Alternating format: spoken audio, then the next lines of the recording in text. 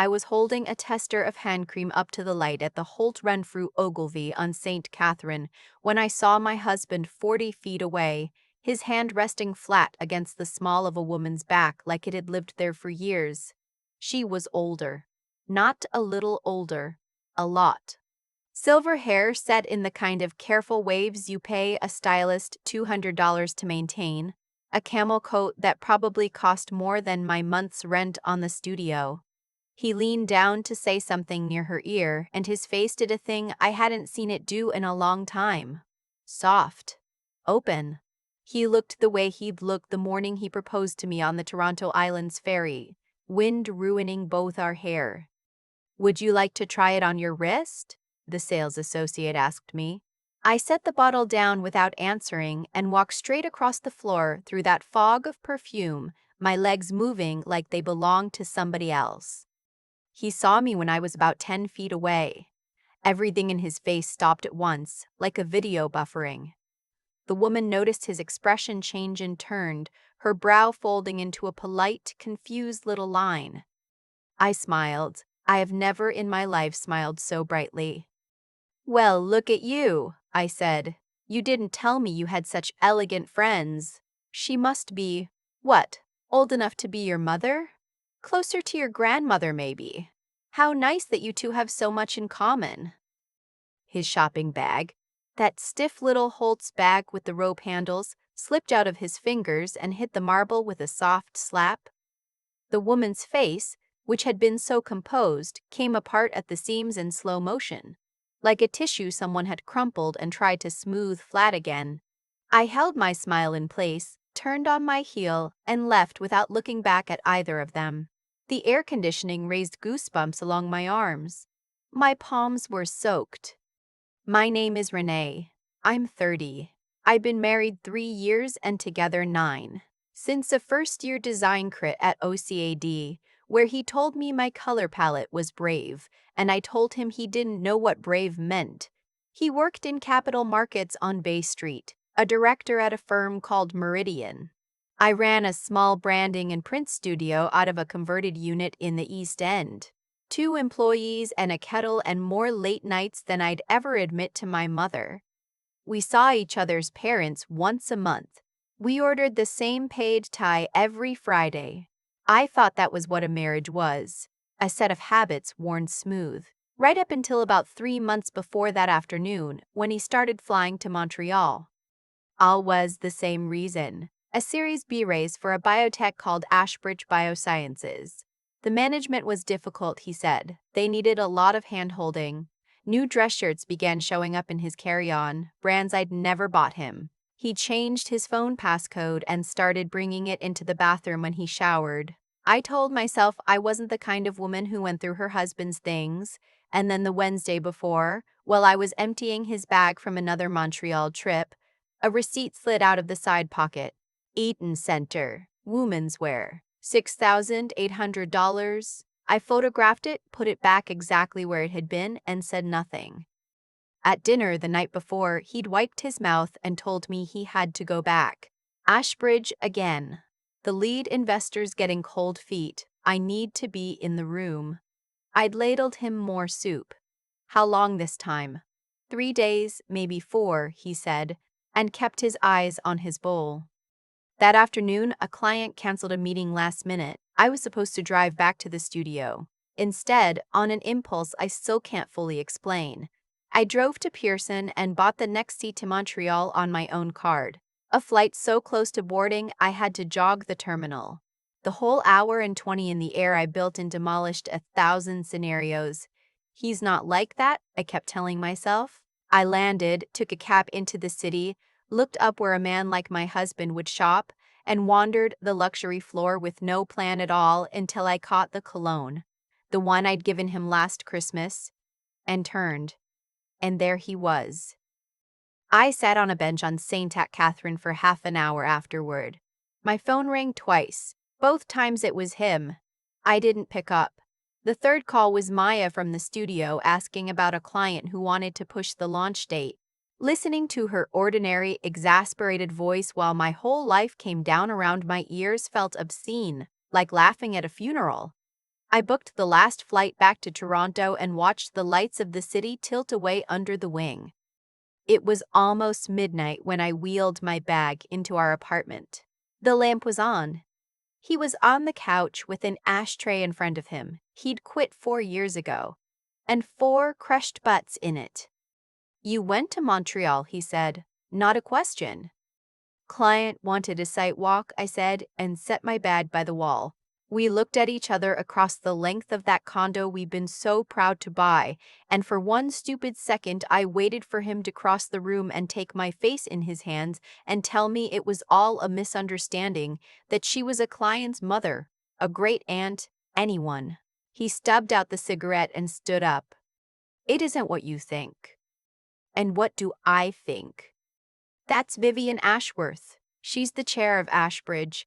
Her husband passed away a few months ago. She's been fragile, the board's circling. I've just been keeping her steady. That's all it is." "Does keeping her steady mean your hand on her back at Holt's? Does it mean $6,800 in woman's wear on a receipt you left in your bag?" His face stiffened. He hadn't known I'd seen it.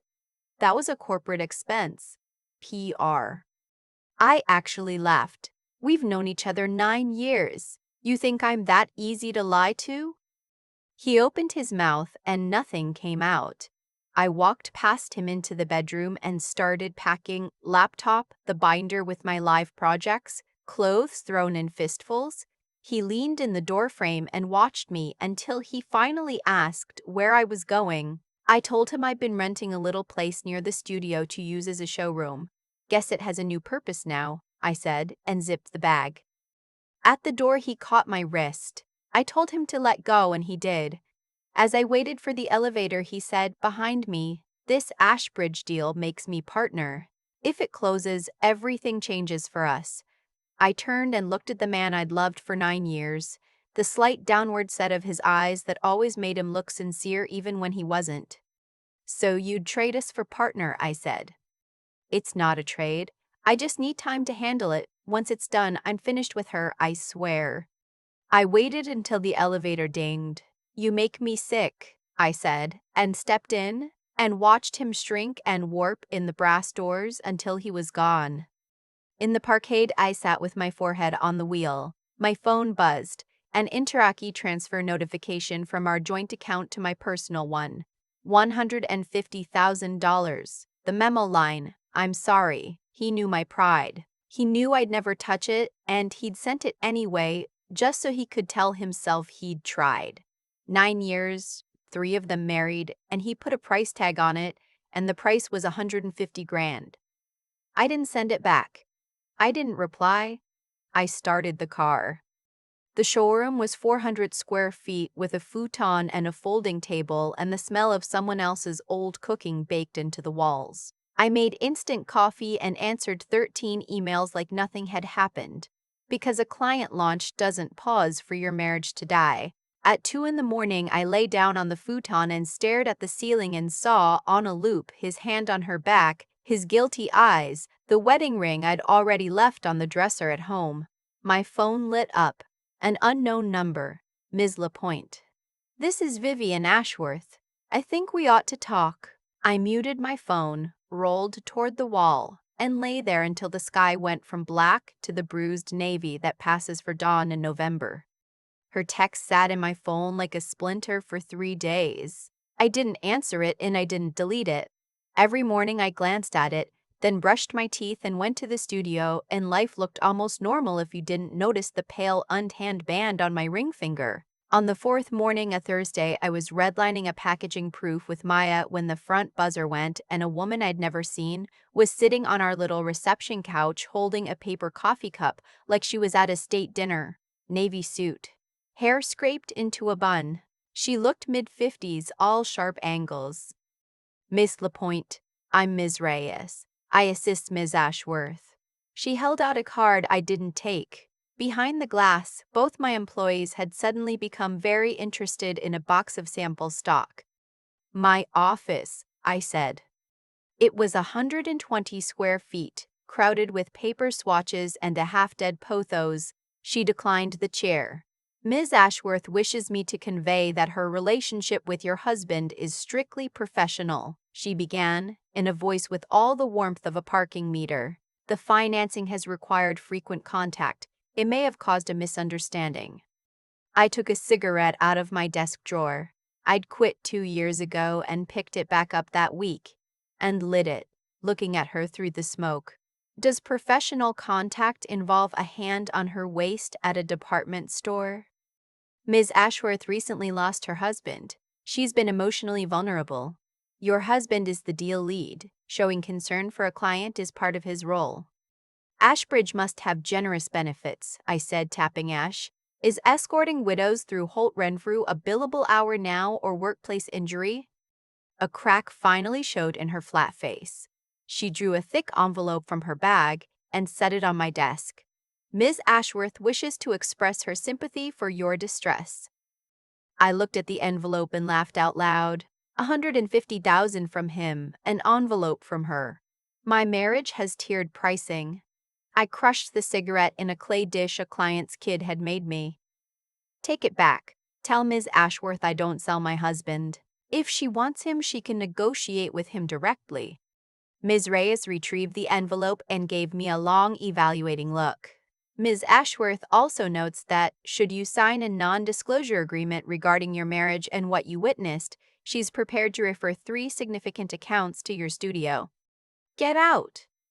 She left. The smoke hung in the office. I opened the window and the cold came in off the parking lot and rifled the papers on my desk.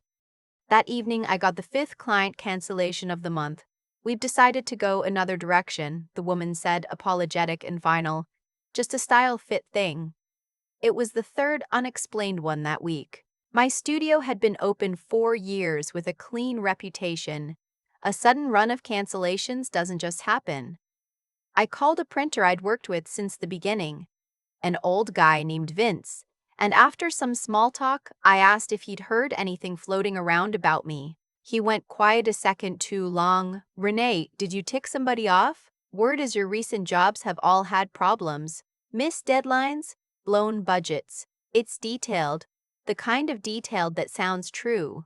I know it's garbage, but you know how this business is. Your name's all you've got.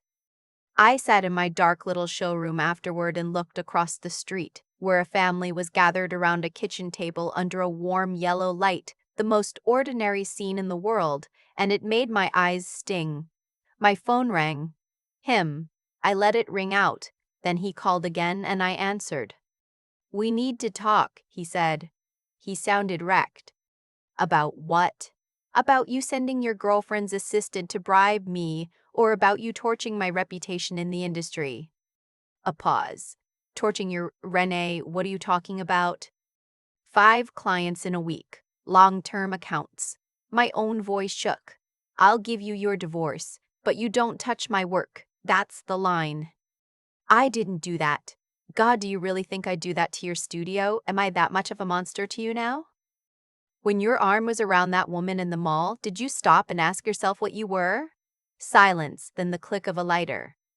Vivienne came to see you, he said quietly. Sent her assistant. Offered me money to sign an NDA. I laughed cold. You know what? Before you sell yourself, do me the courtesy of divorcing me first. You know what the penalty for bigamy is? I'm not selling myself.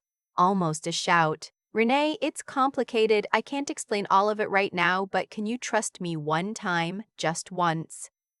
Trust you with what? That holding her was professional courtesy, that you've gone to Montreal 8 times in 3 months, that you changed your phone passcode for corporate espionage. I heard myself trembling. I'm not stupid. Next Wednesday, 7 o'clock, Stella's. Our cafe from school, on Harvard, where we'd gone every anniversary. I'll tell you everything. If you still want a divorce after, I'll sign. I'll give you all of it. Fine, I said, and hung up and checked my bank balance. The 150,000 was still there. My studio's revenue for the month was down 60%. Before Wednesday, I did 3 things. I hired a private investigator, not a trench coat type, Just a tired man in his 50s named Roy Kessler who drove a Corolla with 200,000 clicks on it and spoke in a flat Scarborough accent. I gave him my husband's photo, his plate, his usual haunts, and $1,000 retainer. Focus on Montreal, especially any contact with a Vivienne Ashworth. Roy grinned. Cheating spouse, my bread and butter. Not just cheating, spouse. My bread and butter. Not just cheating, I told him. Cheating with a woman old enough to be his mother. He blinked. I didn't elaborate. Second, I saw a lawyer, a family practitioner named Ms. Beaumont with short gray hair and an office wallpapered in certificates. Adultery is almost impossible to win on in Ontario, and frankly, it barely matters. We're no fault, she said, scanning my notes. Seeing them at a mall proves nothing a judge cares about. Let's talk assets. I told her about a property in Montreal I'd never heard of, that I suspected he was hiding more. She nodded slowly. If there are concealed assets, that changes equalization significantly. I can move for financial disclosure and, if needed, a preservation order. But, Miss Lapointe, brace yourself. These can be long, ugly fights. I'm not afraid, I said. Third, I went back to the condo with the spare key I hadn't returned.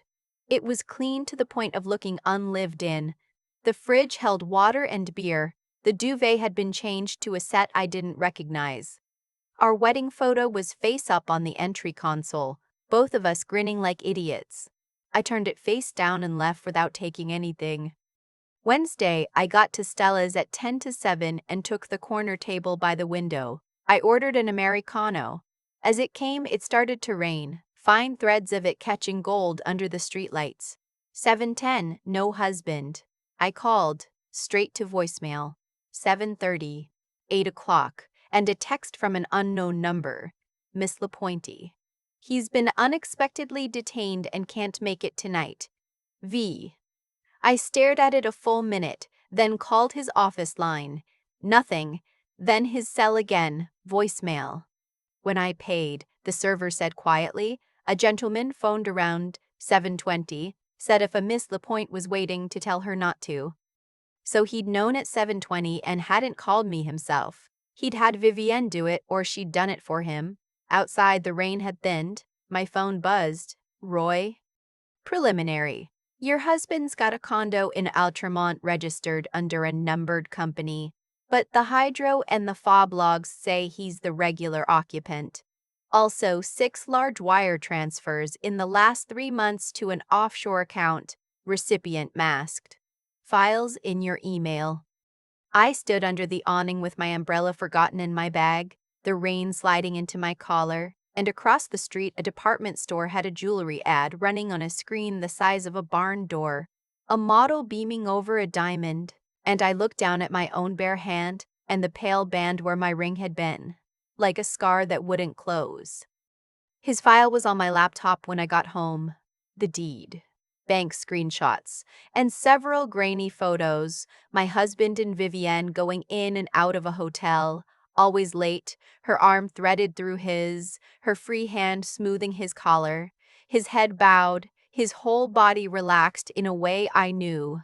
The doorbell rang 3 times before I registered it. Through the peephole, my husband, soaked, hair plastered down, holding a paper bag sagging through at the bottom. I opened the door and didn't move out of the way. Something came up, he said. My phone died. Vivienne texted you. I told him she'd said he was busy. He flinched. She contacted you directly. What was I supposed to do, sit there till close? I leaned on the frame. Is there a point to any of this? Having her relay your messages, having her offer me money, having her assistant tell me you're just colleagues? Which one of you is the spokesperson here? I was pulled into a deal review this afternoon. They made us shut off our phones, and the second it was done, I drove back. The rain was hell. A deal review you can't have your phone in. I laughed and asked if he'd been writing the bar exam. The bag slid out of his hand and burst on the floor, a box of the Tums I take for my stomach and a packet of chamomile tea he used to steep from me when I had cramps. He remembered my stomach. He remembered my stomach. He just couldn't remember the one thing a marriage actually runs on. "Come in," I said. "Let's get this over with." He told me the story standing in the middle of my 400 square foot showroom, dripping onto the floor like a kid sent to the principal. Vivian's husband, Edmund Ashworth, founded Ashbridge. He died of a heart attack 3 months ago. No will sorted. The company in turmoil. The old guard trying to push her out. She needed Meridian's money to hold her position, and he was the lead. "So you two paired up," I said. "It's a performance," he insisted, his voice climbing. "Vivian needs to look like she has an ally, a new partner, so the people circling her hesitate." "Hesitate over what?" I said. "Over a man 30 years her junior. Save it for a child," I told him. "Does a performance need hotel nights? Does it need a $6,000 outfit? Does it need a condo in Outremont under a shell company?" His face went white. "How do you know about the condo?" "We were married 3 years," I said. "I can smell a lie on you from across a room. So, the truth, or get out and I'll see you in court." He stared at the floor a long time. When he looked up, his eyes were red. "Edmund bought that condo before he died. It's titled to a relative of Vivienne's. After he passed, she offered to transfer it to me. As payment." "For what?" "For helping her take full control of the company. Renee, Ashbridge is about to go public. The equity I'd get is enough for us. For us too." "There is no us," I said. "There hasn't been since your hand was on her back in that store." He looked like I'd slapped him. "I never slept with her," he whispered. "Not yet. What she needs is a partner to stand beside her in public. What I need is the deal. It's mutually beneficial." Mutually beneficial. Each word came up my throat like a razor blade. "So the plan was, play the devoted partner for her and keep me on a string until I couldn't take it and left on my own, so you'd get the money and still look like the heartbroken ex-husband." "No," he said, grabbing my arm. "Once the IPO clears, he cuts all ties, gets the condo, the cash, the shares, and then we leave Toronto, go anywhere I want." I shook him off. "With money you earned holding an old woman's hand." "I didn't sleep with her," he roared. "Not yet," I said, "but you would have." He looked at me like he was seeing me for the first time. "So you'll never forgive me, no matter what." "I forgive you," I said. "I forgive you for selling yourself for money, for treating me like a fool for 3 months, for taking her calls in our home and planning your future with her. But I won't wait for you, and I won't take $1 of that money, and we're getting divorced." He stumbled back into the wall. A framed proof I'd hung there came down, glass shattering across the floor, and we both just stood in the spray of it. "And if I say no," he said softly, "then I'll see you in court." I picked the Tums and the tea up off the floor and pushed them into his hands. "Take these, don't come back." He stood at the door until the hall light timed out and clicked back on, then said I'd regret this. "I already do," I said. "I regret not slapping you across the face right there in the store." After the door closed, I slid down it to the cold floor and sat there shaking, not crying, just tired in a way sleep can't touch. My phone lit. Roy. Found more. Offshore account in his name, large frequent traffic, 3 months. And something's off about Edmund Ashworth's death. Official cause was sudden cardiac. Family refused an autopsy. Want me to dig? I typed back, dig. Everything. Then I swept up the glass, wrapped each piece in flyer paper, mopped and lay down and thought, just before sleep, "You think I'm only the wife you betrayed. You forgot I graduated top of our cohort. If this is a war, it's just started." The pieces Roy sent over the next days didn't fit a simple affair. 2 million had moved into the offshore account across 12 transactions from 6 numbered companies. The Outremont condo had been bought a year ago for 1.3, paid in full, under the name of a G. Croft. Then Ms. Rees. Beaumont called me in. I pulled Ashbridge's cap table. After Edmund died, his controlling block split 3 ways. 40 to his widow, 30 to his daughter, 30 into trusts. She tapped a line. The catch. The daughter, Wren, is 19, in her first year at McGill, but she only came into legal capacity this spring. Until then, her shares were managed by her guardian, the widow, so effectively the widow controlled 70%. And Edmund's will has a clause: if his widow remarries, half her inherited stake transfers automatically to the daughter. So she can't get married, I said. Not legally, but a stable public partner who never signs a marriage license? That keeps the company calm and never trips the clause. She closed the folder. And I had a contact check at Meridian. They're running the Ashbridge raise, but the partner of record isn't your husband. It's someone else entirely. Every expense report he filed from Montreal in the last 3 months was bounced by accounting because the firm never officially sent him there. The cafe music turned to white noise. I gripped my cold cup until my knuckles went pale. He was lying about everything. From the start. She looked at me steadily. Possibly to more people than just you. File now. Move to preserve assets. Right now, the only thing in his name we can touch is the condo you share in a car. The rest has been moved. If you wait, you could walk away with nothing. I don't want his money, I said. This isn't about wanting it, she said. It's about not being the only one left holding the bag. I paid and left. On the sidewalk, my phone buzzed. Him. One last talk. I deleted it and blocked the number. Some problems don't unblock that easily, though. The next morning, the showroom landlord called. He needed me out within a month. His daughter was moving in. He'd cover the penalty. I called around for new space. Rents in the area had just gone up 30%.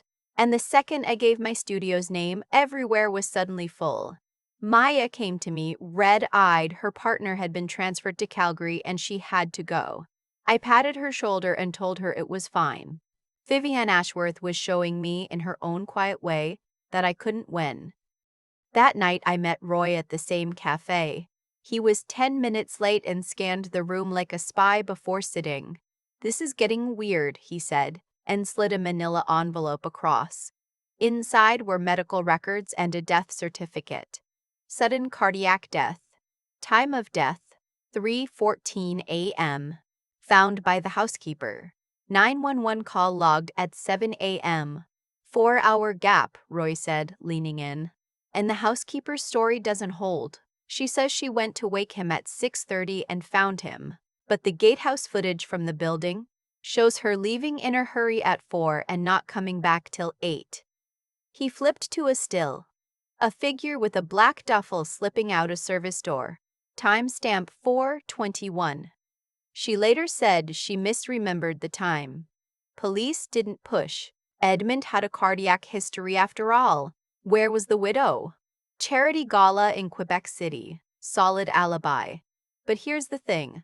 A month before he died, Edmund changed his life insurance beneficiary. Used to be just the daughter.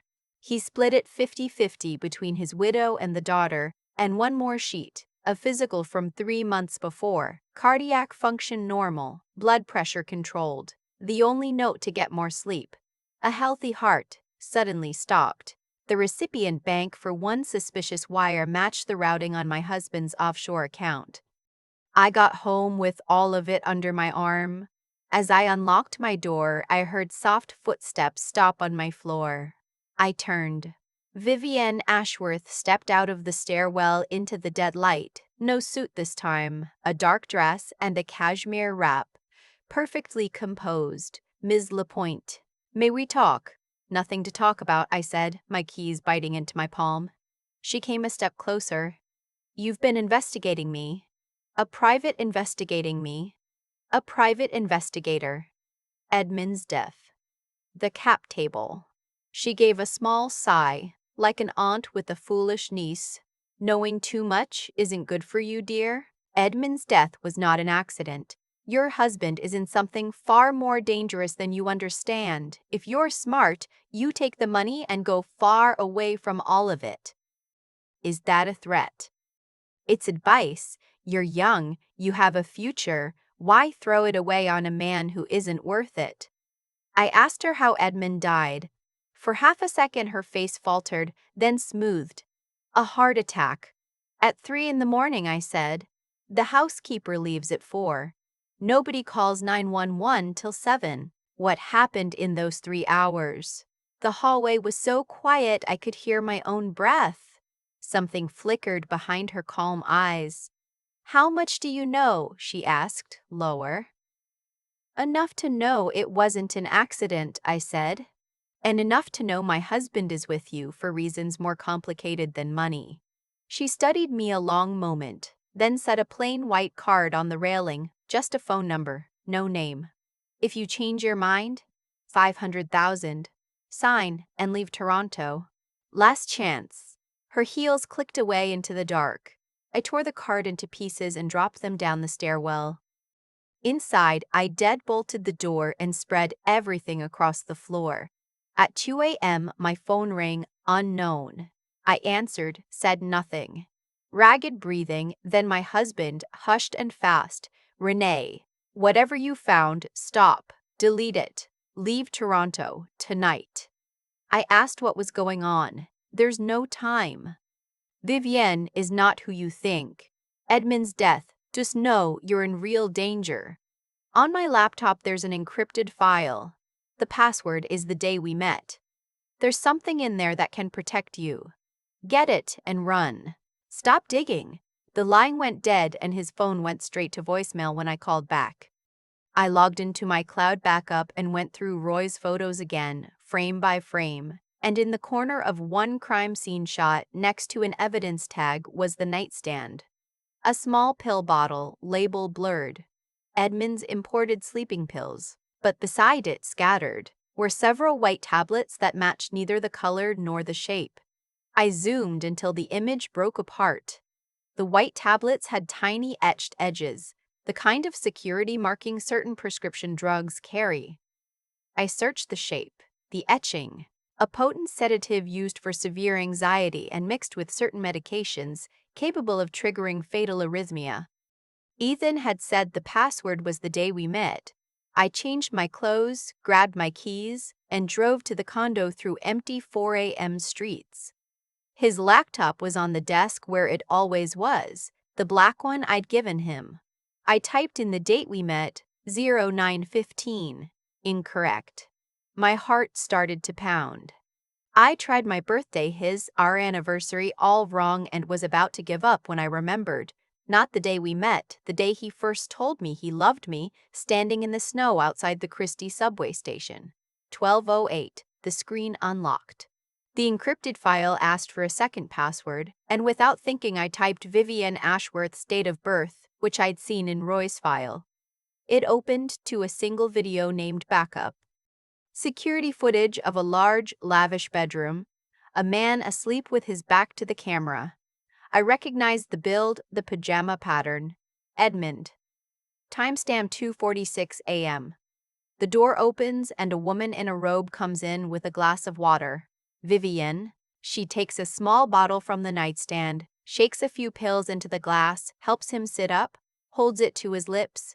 He drinks, lies back. She sits a few minutes, then leaves. The clock jumps to 3004. The door opens again. A different person, dark clothes, a cap and a mask, walks to the bed, slips a syringe from a pocket, injects his arm, pockets it, stands a beat as if confirming something, and goes. The clock jumps. 3:14. 14. Edmund convulses, clutching his chest. A sound in his throat and then goes still. 4. The housekeeper appears, checks for a pulse, recoils, takes out her phone, and instead of calling anyone, runs. It wasn't a heart attack, it was murder, and the proof was on my husband's laptop. The study door opened behind me. Vivienne stood there with a small silver pistol pointed at my chest, her face a blank, her eyes gone to ice. I warned you, she said softly. A smart woman knows when to stop. I asked her where my husband was. Somewhere safe, she said. finishing one last thing and then we can be together. I stood slowly, my hand drifting toward a heavy pen on the desk. Like killing me? She smiled. Don't be theatrical. I'm here to take out the trash. You, Edmund. Anyone in my way is trash. Her hand, though, there was a tiny tremor in it. You won't shoot, I said. The gunshot brings the building, brings the police. How do you explain that? An unstable woman, abandoned by her husband, breaks into her ex's home to steal, she said. I find her, she attacks me, I defend myself. Plausible, isn't it? She was right. If I died here with only the two of us, hers was the only story left.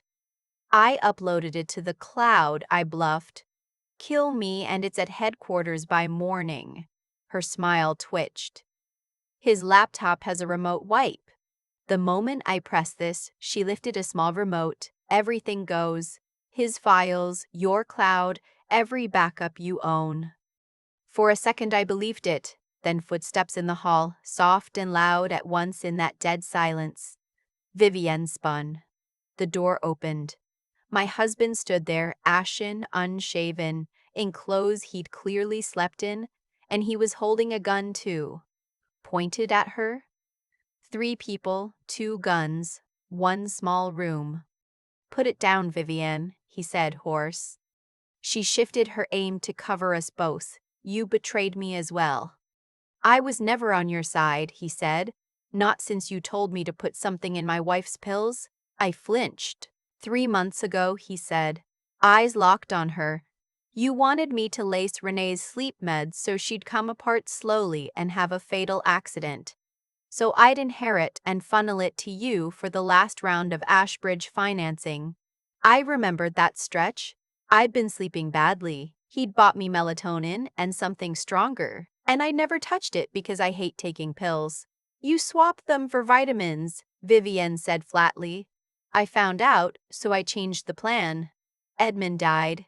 I needed a man at my side to hold the company. You fit, young, clever, and I had leverage. That video. You let me record it knowing you'd keep a copy to blackmail me someday. He'd been testing my loyalty, she said, and you failed. Her finger tightened. You'll both die here. He laughed hollow. The police are already on their way. I called them in the elevator. As if on cue, the sirens rose up off the street, and in the half-second her eyes flicked to the window, I drove the pen down into her wrist. She screamed. The pistol skittered across the floor. My husband kicked it away, twisted her arm up behind her, and pinned her to the wall with a speed and precision I'd never seen in him. That was the scene the police walked into. Vivienne shrieking, my husband holding her, me standing there with a bloody pen. They cuffed her. She looked at him with pure venom. You'll regret this. The only thing I regret, he said, is ever believing a word you said. It was dawn before they finished. They took the laptop, the video, the file. As witnesses, we were told to stay available. When everyone was gone, it was just the two of us in the wreck of the condo and the wreck of the marriage. The pills, I finally said. You really swapped them. He nodded. I couldn't do it. It doesn't matter now, I said. He asked if I'd ever forgive him. I looked into those eyes I'd drowned in for 9 years. You saved my life. Thank you for that. But some things don't get erased by one brave night. His shoulders dropped. At the door, he said the video had been sent, before all this, to Edmund's daughter, Ren, just turned 19, who'd take real control of her shares now, which would leave Vivienne with nothing. Why? I asked. Because I wanted to make something right, he said with a sad little smile, even knowing some things never come clean. I didn't answer. I opened the door and left. What came out over the following weeks, I'll carry the rest of my life. Roy turned up a death from 22 years back, a house fire that killed Vivienne's parents. The lead investigator on that file had quietly retired the next year and now ran security for, of all places, Ashbridge Biosciences. a man named Walt Brennan whose son's tuition had been paid the previous fall by a numbered company that also wired money into my husband's offshore account. And there had been a twin, Genevieve, committed to a psychiatric facility 2 decades ago, then transferred 3 years ago to a private place and lost track of, her only visitor on record, her sister Vivienne. Wren, it turned out, was Edmund's daughter, but not Vivienne's. Her mother was Genevieve, the twin, who'd watched Vivienne set that fire when they were barely 20 and never been whole since. Edmund had institutionalized her, married her sister, and let Vivienne raise the girl. Edmund's will had one safeguard buried in it. If Genevieve died or went missing for 6 months, every share Vivienne held reverted to Wren. A safety deposit key, a recorded confession in Edmund's tired old voice, a DNA report. And in the end, Roy found Genevieve herself in an unlicensed facility out past the airport, registered under a false name, gone to bones, rocking in a corner and saying fire, so much fire, while Wren knelt in front of her sobbing the word mom until something cleared in those clouded eyes. I thought that was the bottom of it. It wasn't. The last time I saw Vivienne across the glass of the detention center, she smiled her cold reptile smile and asked me why I thought my own parents had retired to the Algarve and never spoke about the years before I was born. The fire 22 years ago, her parents and mine had been close. The night it happened, mine were meant to be at that house for dinner and canceled at the last minute. Afterward, they started asking questions. So Edmund frightened them quiet with money. $400,000, and the unspoken understanding that they should take it somewhere far away and never look back. Check the date, she said, leaning into the glass.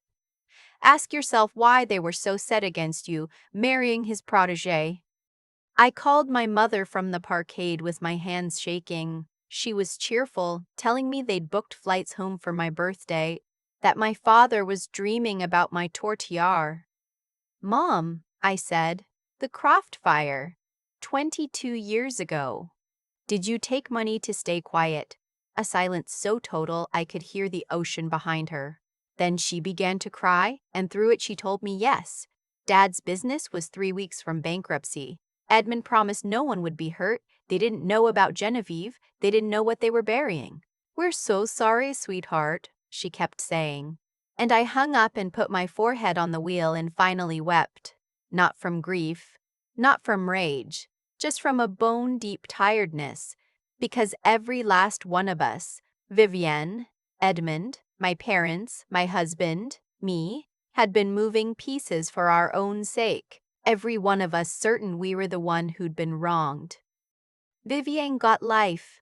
My husband's cooperation cut the case open and earned him a reduced sentence on the lesser charges he'd taken on. He's gone now, somewhere west, starting whatever a man starts after that. We signed our papers in a beige office on a bright cold morning, and he handed me the deed to the unit my studio was in. He'd bought the building, my name on the title, a thing I tried to refuse and finally just took. Because some debts can't be paid in money, and some forgiveness has to start somewhere small. I kept the studio. I let him keep the rest. Wren asked me to stay and help her, to redesign Ashbridge's offices, then more than that, to sit beside a 19-year-old learning to run a company while she rebuilt 20 lost years, with a mother slowly coming back into herself. Genevieve knew her name again by December. The first real snow came the morning Wren phoned to tell me, the city going soft and white and forgiving outside my window, and she asked if I'd always be here in Toronto. I thought about everything that city had watched me lose and watched me build back from nothing on a futon at 2 in the morning. Yeah, I said, I'll be here. Then I hung up and picked up my stylus, and on the blank screen in front of me, I drew the first clean line of something new. For weeks after the divorce papers were signed, I kept circling back to the same small fact. I almost didn't get on that flight to Montreal. I stood at the gate with my own card in my hand, telling myself I was being paranoid that a good wife trusts her husband. If I'd listened to that voice, I'd still be in that condo right now, sleeping next to a man taking instructions to slowly poison me. That's the part that keeps me up some nights, not the betrayal, the nearness of it. I've thought a lot about why things landed the way they did, and it isn't luck. Vivienne built her whole life on the idea that everyone has a price and everyone is a piece to be moved. She bought my parents 22 years ago. She bought a detective, a doctor, a husband. And in the end, the thing that broke her wasn't a bigger villain. It was a daughter who turned 19 and a woman who refused to be bought. Cause and effect. She spent 2 decades teaching people that money settles everything, and she lost to the one person in the room who handed back the check. So when Ren asks me what she's supposed to do with all of it, this is what I tell her. You need 3 things, and you have to grow all 3 at once because any one of them alone will sink you. You need a spine, the plain refusal to take the easy money, to sign the NDA, to look away when looking away would have been so much warmer. I didn't keep digging because I was brave. I kept digging because every time I wanted to stop, I pictured Genevieve in that corner, and I couldn't live with stopping. You need to be sharp, too. Feelings weren't going to save me.